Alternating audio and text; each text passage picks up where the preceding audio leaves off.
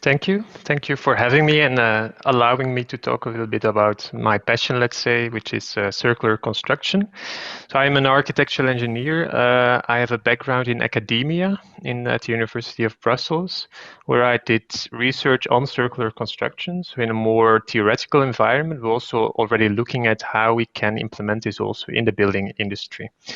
And now I'm employed at Vibe, which is an organization that has a long tradition in sustainable construction and has always focused more on the material level. So next to the operational energy of buildings, we believe that it's very important to also look at the materials.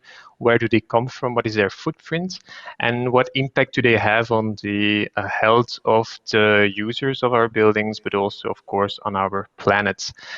And with this respect, of course, circular construction came very natural to us. So we're very much focusing on that. As you mentioned, there's a big focus on that now in Belgium. So we're trying to support this by actually finding ways to introduce this academic knowledge that we have also to the practical industry by trainings, but also by really supporting industrial players in their projects.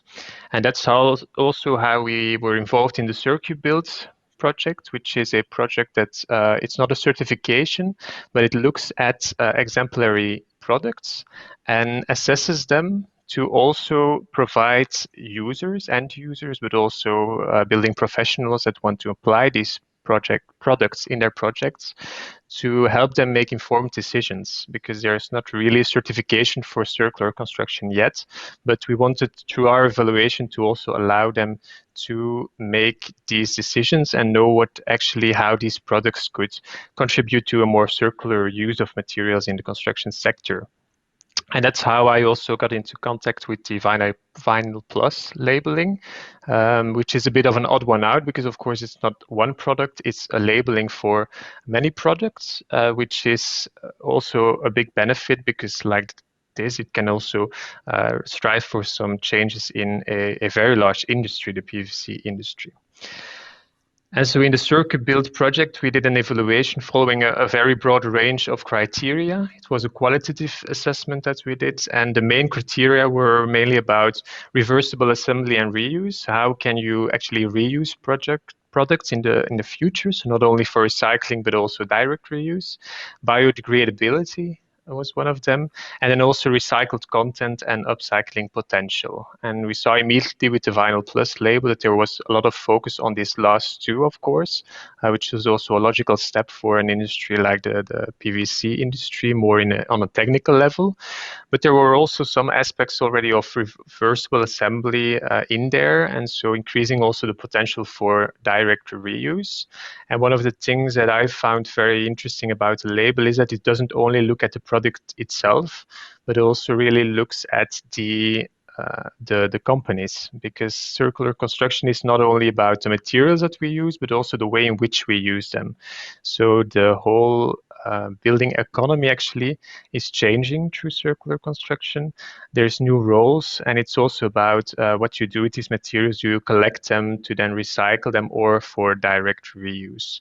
So I am very curious, of course, probably along with you, to see how this can also be improved more, how the PVC industry will react to this, and how aspects of reuse, but especially also, I think, innovations in bio-based materials and biodegradability can be taken on board also more, and how this can change, and also maybe in time the labeling itself.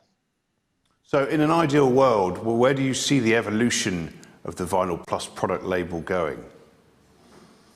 I think so. Yeah, as I mentioned, is this biodegradability. I think I'm focusing now on the circular aspect, of course. So I think the label is very strong already on the sustainability aspect. But then focusing more on that, we always make a distinction between, let's say, two cycles. You have very much the technical cycle, which is about reuse and reversibility. So I think that's an important one. Not only recycling materials, but also seeing how you can extend their lifetime and then reuse products multiple times. And as such, actually also, of course, reduce the footprint or use it more optimally. And then the second one is really the biological cycle.